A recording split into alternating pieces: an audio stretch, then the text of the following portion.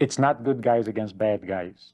Laws were never given for bad guys. Criminals don't have any laws. Laws are given for good people who want to do the right thing, but need to be told what the right thing is and need to be encouraged or reminded to stay on the right track. So that law enforcement doesn't mean the good guys beating up on bad guys or bad guys outsmarting the good guys. It was fine until somebody came along and asked me whether I sleep with the beard under the blanket or on top of the blanket. I haven't been able to sleep since. I can't work it out.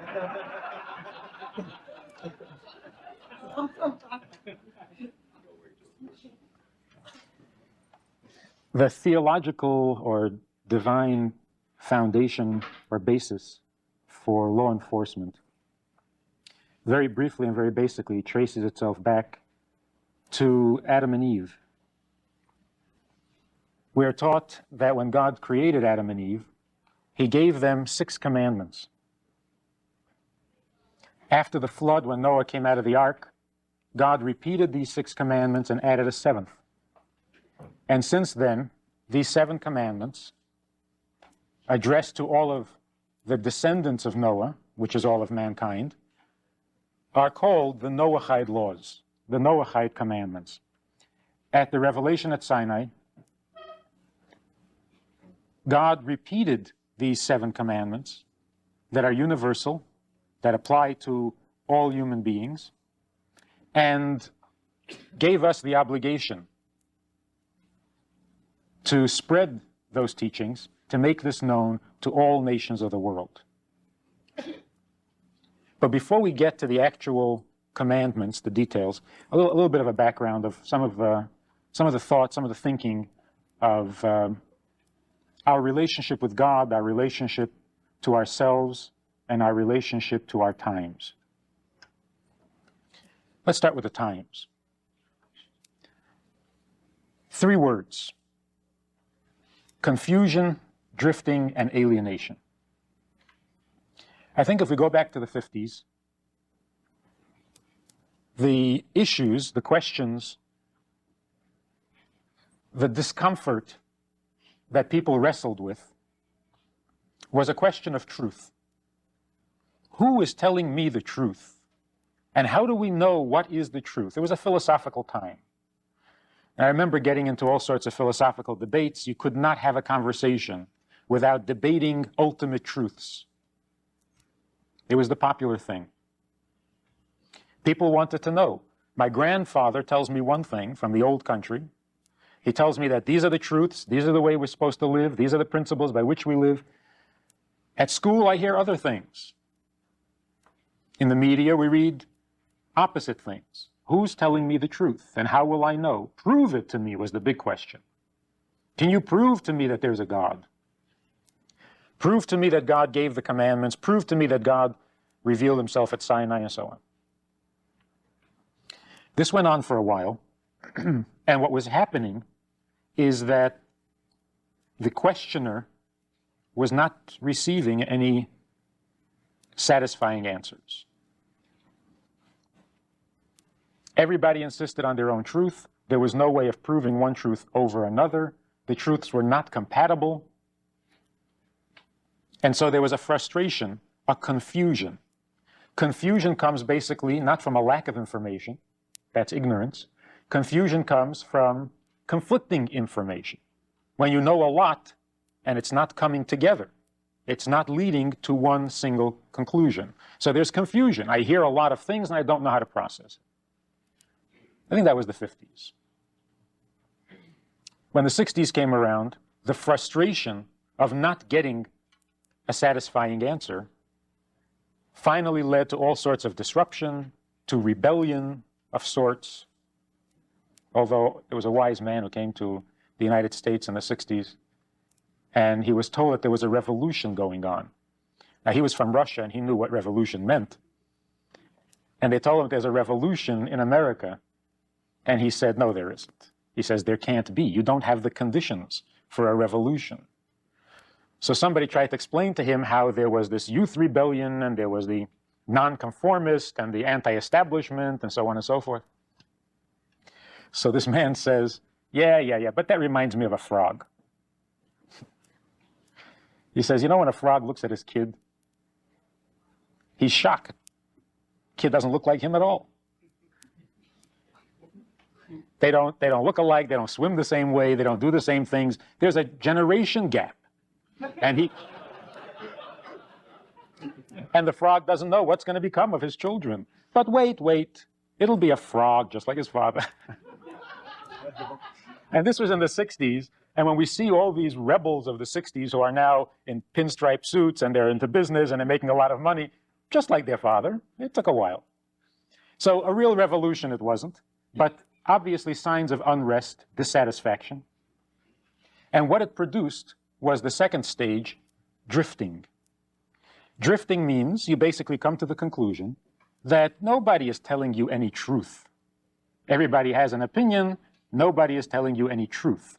So you can dabble, a smorgasbord of ideas in life, and you don't have to take any one idea too seriously because there is no absolute final truth. It's a matter of experience. So you try this a little bit, you try that a little bit, and you drift from thing to thing. And you hitchhike across Europe, and you try and experiment with different things just to see, drifting. Well, that can go on for a while. It can be fun. It can be educational. It can also be very frustrating.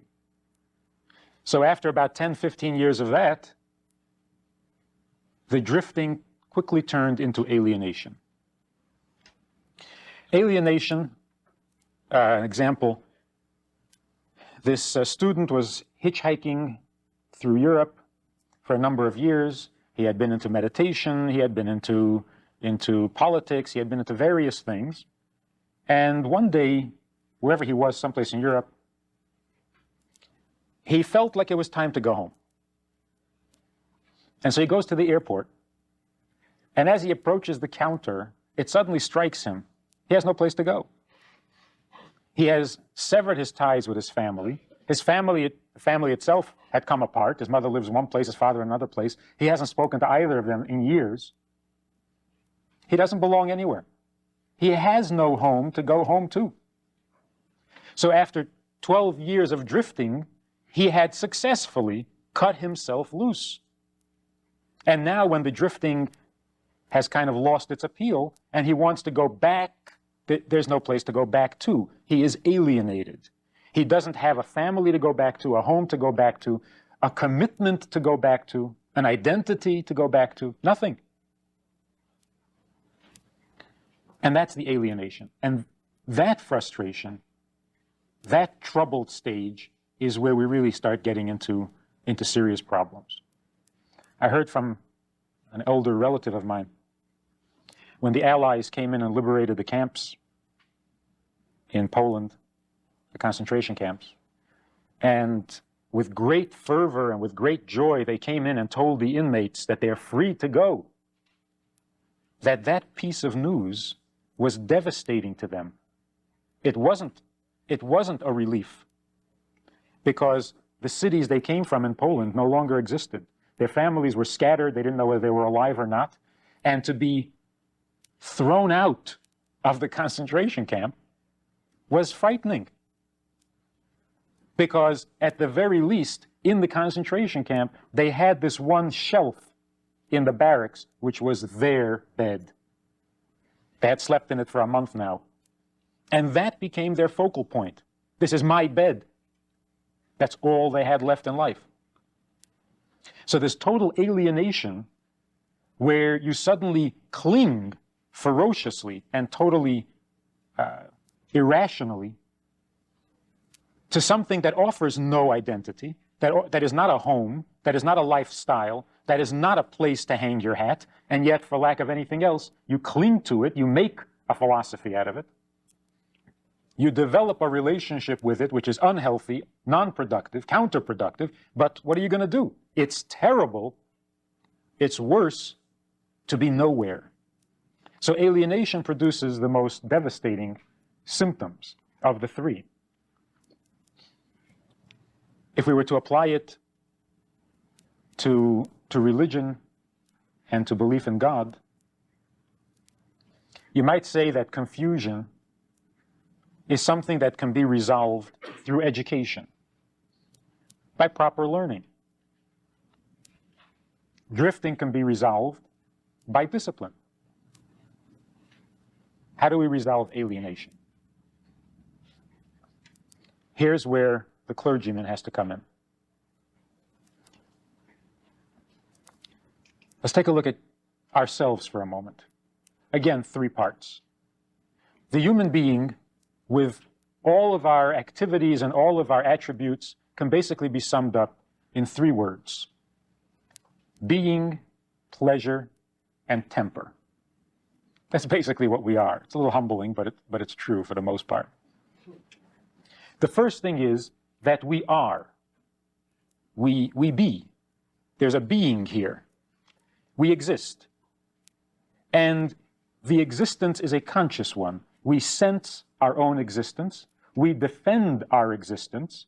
We have an immediate and powerful reaction to anything that threatens our existence. We're basically bent on surviving. We have a survival instinct, and we will do anything to just be, to retain the status of being. Now, when we take this state of being seriously, that's our state of pleasure. I enjoy my life. I want my life. I like myself the way I am. That is my state of pleasure.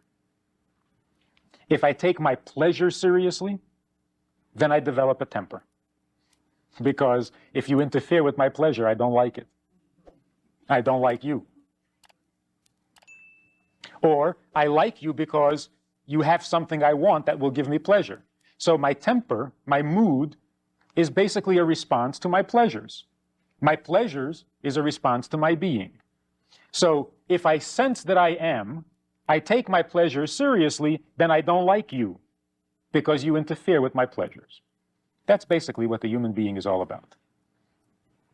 I am uncomfortable with a stranger, even though he's never done anything bad to me. He doesn't threaten me in any obvious way. But the very fact that he exists independent of me means that I am not all I thought I was, because I thought I was the center of the universe. And here, you exist independent of me, and you don't even know that I exist. So what are you doing here? Not what are you doing to me, what are you doing here? Why do you exist if you're not in some way an auxiliary or satellite of my existence? So unless you're here to support me because you think I'm great, then you shouldn't exist. And that's a human instinct, by the way, not a perversion. This is a perfectly natural human instinct. I exist and I protect my existence. Therefore, as soon as I meet you, my first question is, why? Why are you? And from that come all the little irritations about, well, I don't like him because of this, and I don't like him because of that, and who is he anyway, and he's not so smart, and he's not so this and that and the other. But at the heart of it all is, he doesn't have to be at all, unless he somehow supports my existence, contributes to my importance. So this is basically the human being. I am, that's very serious, get out of my way. That's life. So we spend 80 years doing that. I am, that's very important. Now get out of my way. You got into my way. Well, I'm going to have to fight with you now to get you out of my way. And that's how we spend our life. Now here again, if I have a temper and every little thing bothers me and I can't get along with anybody, even with my own children, with my wife, with my boss, then it's time to see a psychologist. The psychologist will tell me that if I speak more softly, if I avoid certain abrasive terms, I won't get into as many fights. And life might be a lot easier. This psychologist was advising a group of people on how to speak in a certain manner and using certain terms that will diffuse an argument between a husband and wife. And gave examples of how you come home after a day's work and you use certain terms that are just bound to start an argument. And if you use different terms, it would avoid the argument. And it was all very good until a woman got up and said, but what if your husband comes home and he wants to have an argument, then advising him on which words to use isn't going to help. He's picking a fight. He's looking for a fight. So the psychologist will tell you how to avoid the fight, what words to use, what words not to use, assuming that you want to avoid the fight. If you don't want to avoid the fight, if you have some very deep need to get into fights, well, that's your pleasure level. The first level was your temper. The second is your pleasure. Somehow, you've got pleasure, you're getting pleasure from the wrong things. Now you got to go to a psychiatrist, because he's got to figure out what is deeply wrong with you that is distorting not your temper, but your pleasure. What do you want? What do you really want? It's not how you act, it's where are you coming from? What are you driving at? What are you trying to get with this behavior? So the psychologist can deal with the temper. The psychiatrist can deal with your pleasure. But who deals with your essential being? Only God. Again, here's where the clergyman comes in.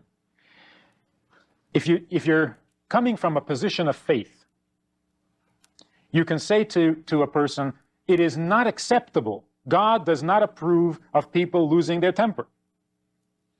So don't lose your temper. Speak nicely.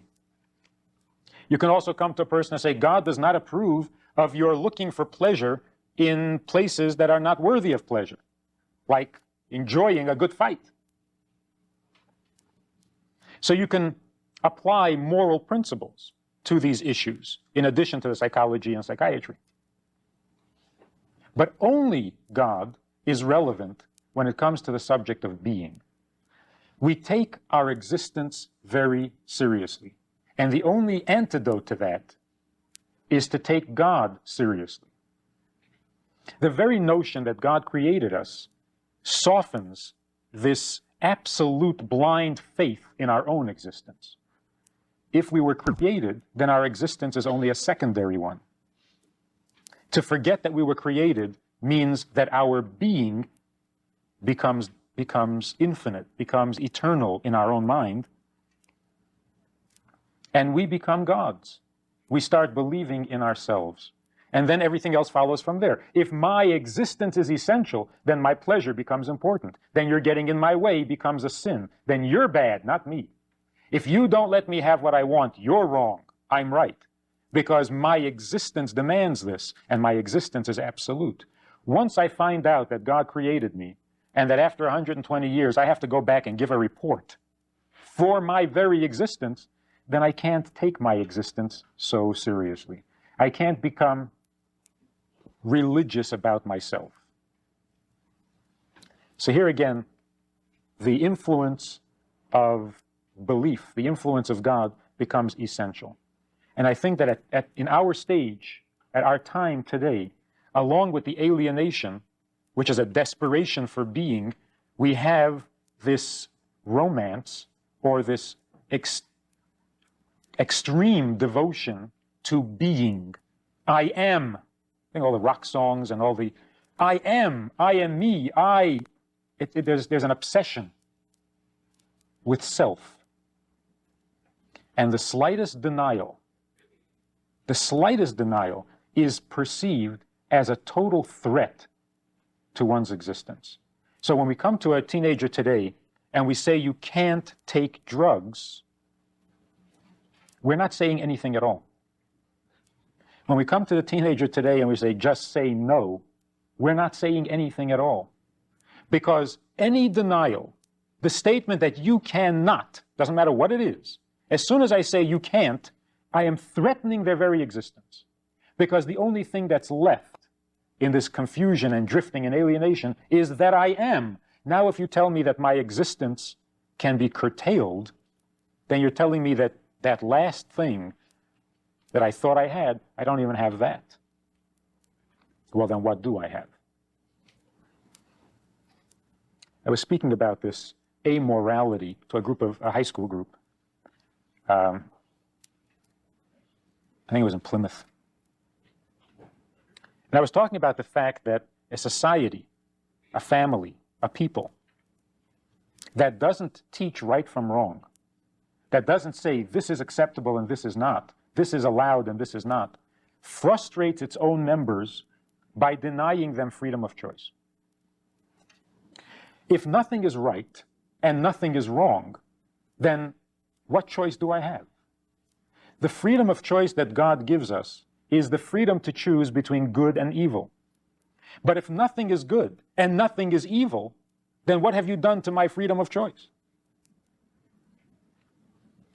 I was saying this, and out of the whole auditorium full of students, there were 2 kids there with only a small amount of hair left on their head, and what was left was green, and it was standing straight up, and they were wearing clothes to match. And as I was saying this about the frustration of not knowing right from wrong, and they were giving me these most vigorous, positive agreement nods, and they were getting very excited. And I can just imagine, they didn't stay long enough for me to talk to them afterwards, but I can just imagine what they were feeling. Here were kids who felt like being bad. They felt like being bad. By the way, psychology says that nobody ever wants to be bad. They're either looking for approval, they're looking for an expression, they're looking for pleasure, they're looking for an escape. They never want to be bad. The Bible says that there's an instinct in us that wants to be bad. And if you don't find something to be bad with, we'll make it up. But there's got to be something bad as an outlet for this instinct when at times we feel like being bad. So they felt like doing something bad. So they shaved their head. They were kind of nervous. They'd never done this before. And they made their hair stand up, and they turned it green, and then chose clothing to fit, and then came downstairs to breakfast for the first time in this. And what did today's modern, liberated, understanding, patient, tolerant parents do? They ignored it. They weren't going to make a scene about it. They were going to prove that they're cool, which is not what the teenager wanted. He wanted to outrage them. He wanted to do something to get a reaction from them. And he comes downstairs, and the mother says, "How do you want your eggs?" Green. So I can imagine. Green. Punk eggs. So I can imagine this kid is thinking, my God, what do I have to do to get a reaction from these people? And the truth is, what do we have to do? Remember Gary Gilmore? Gary Gilmore was on death row, and he wanted to be killed. He wanted to be executed. And everybody was saying, oh, no, you're a good guy. He says, no, I'm not a good guy. I'm the murderer, remember? And they said, you were suffering from a traumatic dislocation of your maturing processes. We'll fix that in no time. And he says, no, don't give me that. I am a murderer. And he actually said, let me out. Give me 24 hours. I'll kill somebody, all right? What does a man have to do to prove that he's a murderer besides murder? Then you got to plead your case in court to convince people that you are a murderer. So the guy was basically saying, look, I've got very little dignity left in my life. Give me the one credit. Call me a murderer and punish me. And they say, oh, no, you had a difficult childhood. So without an absolute right and wrong, we frustrate ourselves by denying ourselves the very basic freedom of choice. It works in reverse too. If a kid gets up in the morning and feels like being good today, what will he do? That people will say, that's good. Nothing. Unless he's Superman and can save the planet from destruction from alien forces. I mean, what else would be recognized as a moral good? If he helps an old lady across the street, well, that's not good, that's wimpish. So unless he's Rambo, he's nothing. And so we've basically frustrated ourselves morally by this lack of clear definition. I know that when we were in school and we wanted to be bad, it wasn't difficult at all. Because, well, for example, Saturday morning we had to go to services at 9 o'clock, and we weren't supposed to eat before prayer. So when we were in a very evil mood, we snuck a piece of cake. And that was very satisfying because we had sinned. You know, you don't have to climb a tower and shoot 19 people before somebody will call you bad, and before you can satisfy this little urge to do something naughty.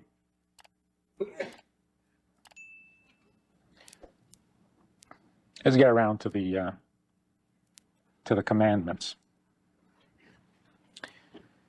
When God came to Mount Sinai, and he says, I am God, your God, who took you out of Egypt. These are my commandments.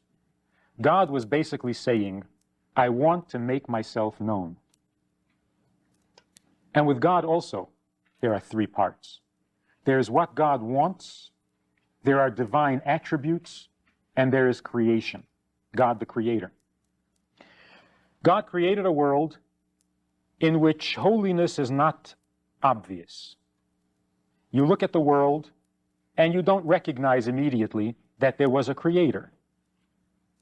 Creation conceals its creator. Unless you study and you think and you ponder and you look past the surface and discover that this world must have had a creator, and so on and so on and so on. But by looking at it, the world claims its own existence. It does not proclaim God's existence. And that's how God wanted it. A world in which he is not obvious. Then there are divine attributes. Kindness, forgiveness, compassion, patience. Divine attributes. Justice. And we are meant to mimic those attributes. Just as God is kind, we should be kind. Just as God is merciful, we should be merciful, and so on. And that's where we are moved internally to love God, to believe in God, to serve God, and so on. And then there is God's will. What does he want? Why did he do all of this? Now, God comes down to Mount Sinai and says, I am God, your God. I want to tell you what I want, what I'm all about. And people wondered, why doesn't God speak to angels? Why doesn't he tell them what he wants? Aren't they more likely to understand? We're human beings. We have our problems. We have our unholy and godless instincts and feelings and so on. The angels are pure and innocent and holy. Shouldn't God speak to them? Well, there's one problem with angels. They are very holy. And in their holiness and in their appreciation for God, it becomes impossible to speak to them. You can imagine as God approaches, the angels get excited. When they hear the voice of God from afar, they start fluttering, right? They start getting ecstatic. And they start dancing and proclaiming, holy, holy, holy is the Lord of hosts. And once in a while, God would like to talk to them just one-on-one. Like, you know, let his hair down and say, let me tell you what this is all about, why I created, and they're already dancing, holy, holy, holy. And God says, excuse me, can you calm down for a second? I want to tell you why I created the world. And they said, this is incredible. God is speaking. And they get all excited. And God can't get a word in edgewise. So with the angels, God has a big problem. The divine attributes are so strong.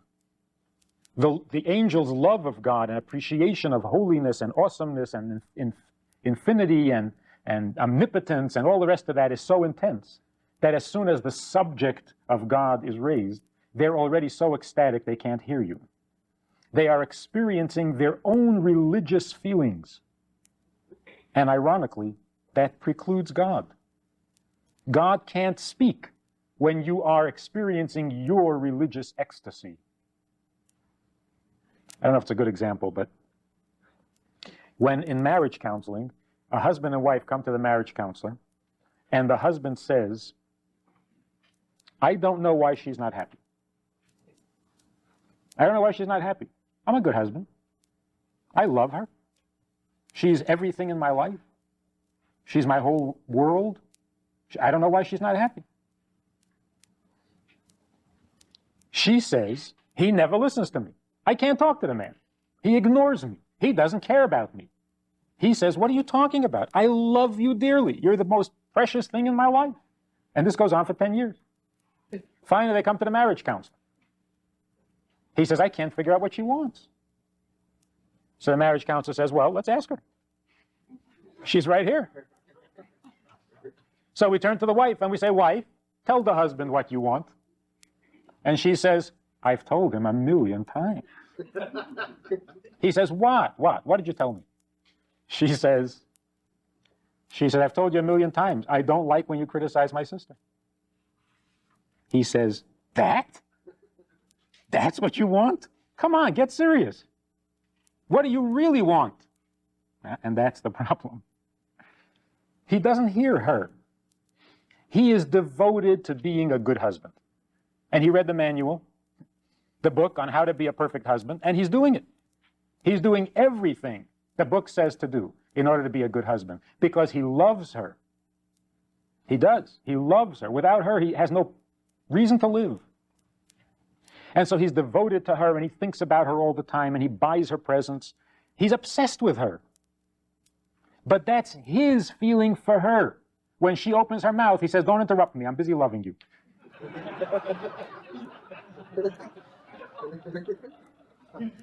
And he means it.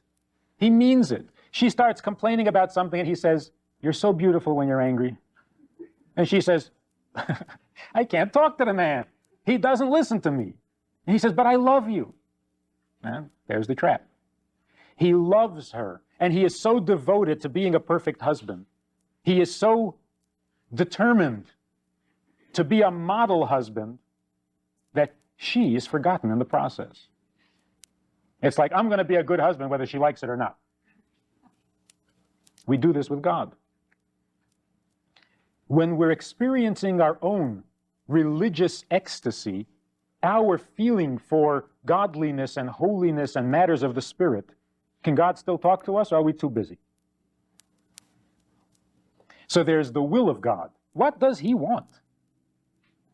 And if he turns around and says, I don't want you to steal a nickel from the guy next to you, and we turn around and we say, come on, God, please grow up. You're supposed to be infinite. You're my God. What am I going to tell people? That my God gets upset over a nickel? Don't you have bigger issues, more divine kinds of things to worry about? That's what we do with our wives, with our husbands. You get upset when I do such and such. Come on, get upset about bigger things. So we tell them what to want. We tell God what to want. We say, look, you're my God, and I'm going around talking about you all over town. Don't embarrass me. Be everything I claim you are. Don't come down and tell me that you get upset over a nickel just because it happens to be his nickel, not my nickel. That's petty.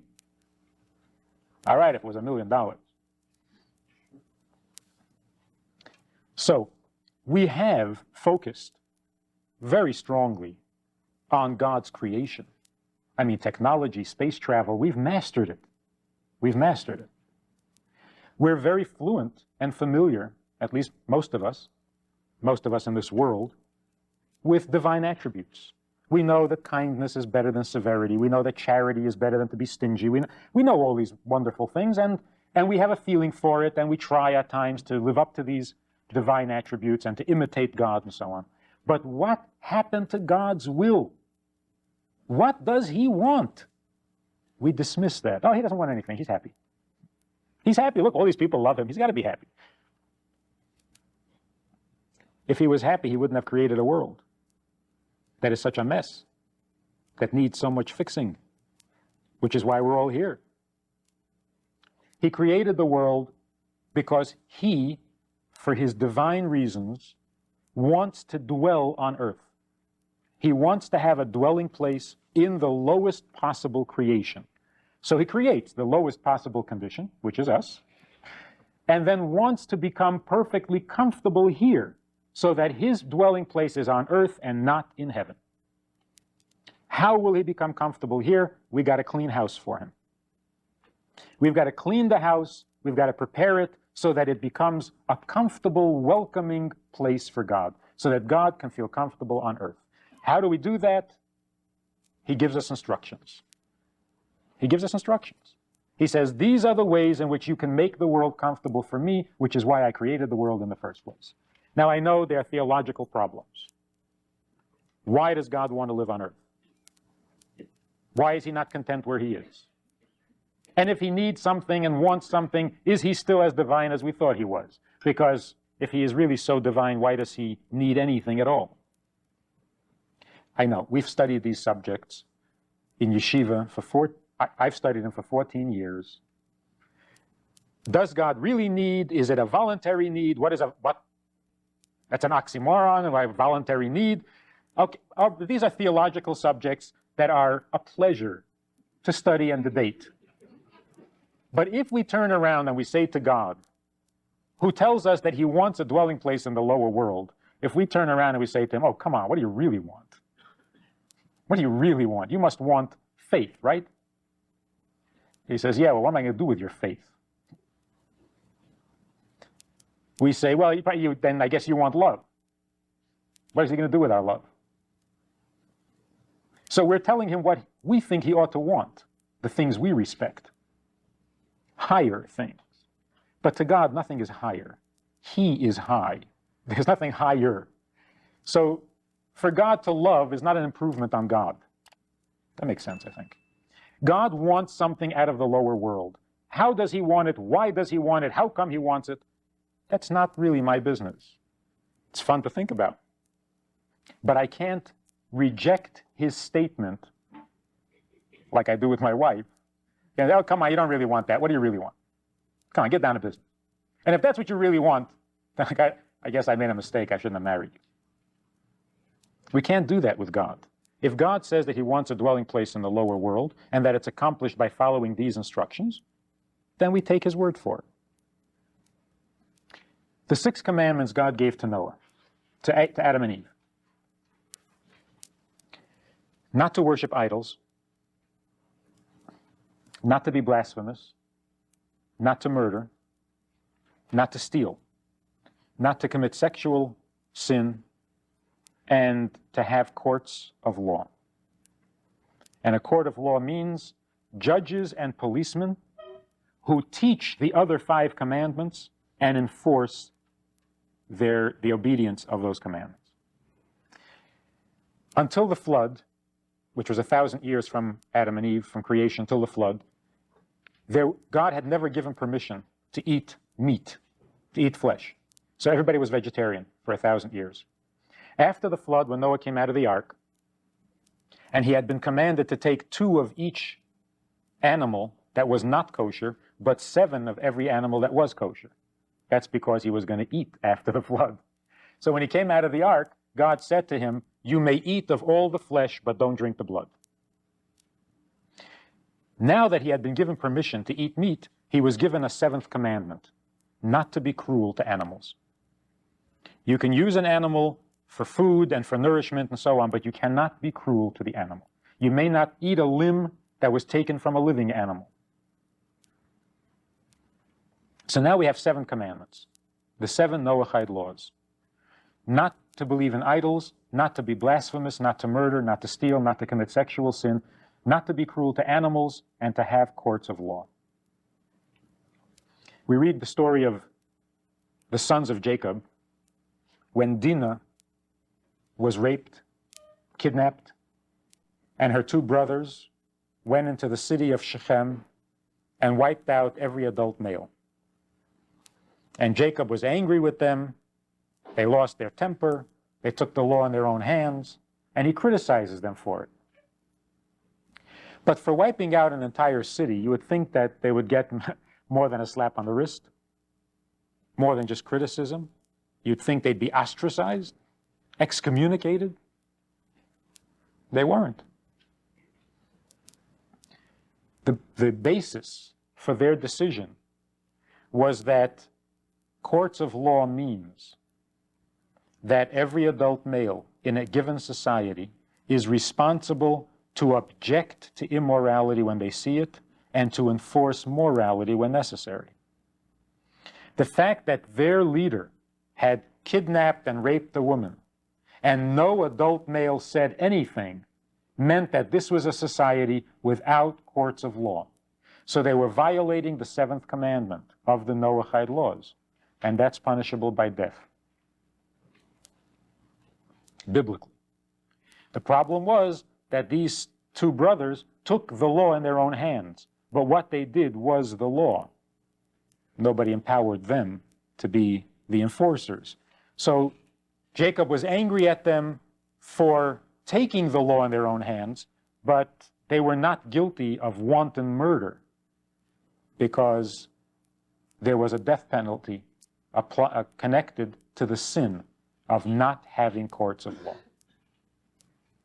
According to biblical law, according to God, we are not allowed to live in a society that doesn't have a court. We're not allowed to abide by a court that is immoral. We have an obligation to enforce and teach the other 6 commandments, and to believe that any human being who abides by those 7 commandments is a perfect human being in God's eye and has a portion in the world to come. Anybody who violates one of those commandments can identify his sin and correct it. Which one of the 7 did you fail? Fix it. There's no guesswork. In today's society, having heard what you heard yesterday about the growth of satanic cults and all sorts of things, where life itself has become meaningless to the average teenager, where you cannot come to a teenager and say, if you smoke that or sniff that or inject that, you will die, and hope that that will discourage them because they are willing to die, because they almost want to die, because teenagers are committing suicide for no apparent reason at all, and there shouldn't be any reason for a teenager to ever commit suicide. Life itself has become dispensable. There's only one response, and that response has to be not something in creation. Creation can be confusing. You can't talk about it's unhealthy, it's not safe. That doesn't work. We're not getting anywhere with that. You can't talk about divine attributes. You can't say it isn't nice, be kind, be nice to yourself, respect yourself. These things are not working either. There's only one thing left. We have to talk about God's will. What does God want? Why did He create you? Every morning when you get up, God hopes that today you will do what He created you to do. What is that? 7 commandments. You want to become more spiritual, you want to get into the attributes of God, that's fine. But that's your part. What God wants, what God needs, is 7 commandments. Follow those 7 commandments, and you are fulfilling the purpose for which God created you. You are turning this world into a home for God. That's what He wants. This is concrete. This is getting to the heart of the issue. This is the antidote to I am and who are you. This gets to the heart of total alienation. I don't belong anywhere, so I might as well die. Not true. You are God's creation, and you are in the employ of God. He needs you, that's why He created you. And He needs you not to make you happy, He needs you because He has a need. And you have the privilege and the opportunity to fulfill that need for God. It's a whole different world now. It's a whole different picture. Your mood becomes less important, so that even if you're in a bad mood or not such a good mood, you do what you have to do. Even if you're not inspired and ecstatic with love and fervor for God, you do what He wants, because His will is more important than your will. It becomes a world in which we can live, and in which we can all be doing the same thing. Jews were given 613 commandments. We are the priests of the world, or the holy nation. But what do? whatever it is God needs. Mankind was given 7 commandments. Why do we do them? Because that's what God needs. And at this point in history, this is what we need. We need to hear, what was it God said at Sinai? Don't tell me how much you love God. Tell me how much God needs me. Not how much he loves me. How much he needs me. Because if he loves me, it puts the burden on me. If he needs me, the burden is on him. And I'm only here to serve him. So he is really God, not me. And that's a relief. It's difficult being God. So in law enforcement, we're not talking about the good guys against bad guys. We're not talking about the people who believe in laws and the people who don't believe in laws. I was driving a student to the bus station one night, and we were talking about the 613 commandments that govern every aspect of a Jew's life, and how every one of them is of equal importance, and there are no lesser and greater laws, and there are 613 primary laws, and then there are about 1,000 customs and traditions to go with it. And just then, a policeman pulls me over. I was driving, and I hadn't come to a full stop. And I roll down the window, and he says, "Don't you believe in obeying laws?" I said, you won't believe it.